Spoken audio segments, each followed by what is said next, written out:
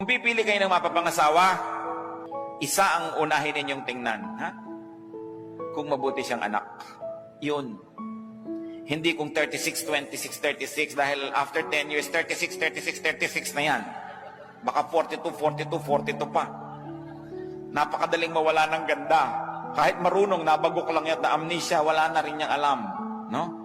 Pero ang pinangakuan ng Diyos, yung mabuti sa magulang, yun ang pinangakuan niya ng pagpapala. Gusto niya na magiging matahimik na buhay, magiging magandang ama o ina ng inyong magiging anak, tingnan niyo muna kung mabuting anak.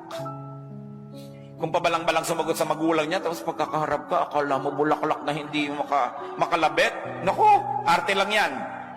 Kung ang sariling magulang na pinagmulan niya ay kanyang susuwailin at di niya gagawa ng mabuti, makakaasa ka ba na magiging mabuti sa iyo yan?